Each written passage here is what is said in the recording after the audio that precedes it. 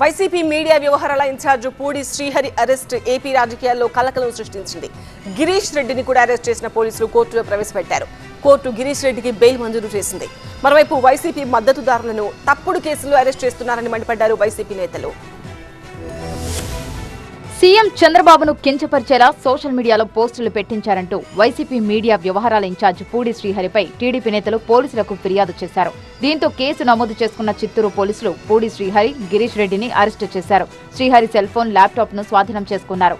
పూడి శ్రీహరి అరెస్టుపై ఆగ్రహం వ్యక్తం చేశారు వైసీపీ నేతలు. తప్పుడు కేసులు పెట్టి తమ నాయకులను భయపెడుతున్నారన్నారు వైసీపీ నేత సజ్జల రామకృష్ణారెడ్డి. పోలీసులు ప్రభుత్వానికి వత్తాసు పలుకుతున్నారని విమర్శించారు.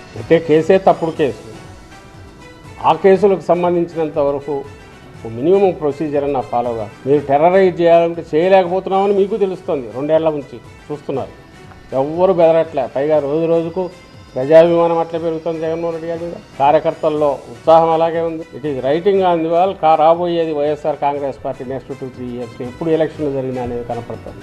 అయినా మీకు అది కూడా బెరుకు లేదు అని అంటే మీరు ప్రిపేర్డ్గా ఉన్నారని అనుకోవాలి. ఇలా చేసేవాళ్ళు అందరినీ అనట్లే, ఎవరైతే వాళ్ళు చేస్తున్నారో వాళ్ళను. రెండవది, మీ డ్యూటీ మీరు సక్రమంగా చేయండి, ప్రొసీజర్ ఫాలో కానీ.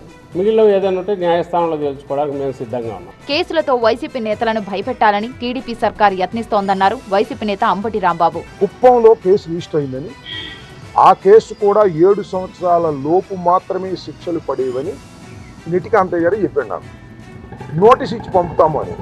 ఎక్కడ నోటీస్ ఇచ్చి పంపుతారు? కుప్పం తీసుకెళ్ళి నోటీస్ ఇచ్చి పంపుతారంట. నాకేం అర్థం కాలా. 7 సంవత్సరాల లోపులో శిక్ష పడేటటువంటి సెక్షన్లు ఉన్నటువంటి కేసులో పూడి శ్రీహరిని అరెస్ట్ చేసి మీరు తీసుకెళ్ళి కుప్పం దాకా తీసుకెళ్ళి అక్కడ వదులుతారంట. అంటే ఒక భయపెట్టే కార్యక్రమం చేస్తున్నారు.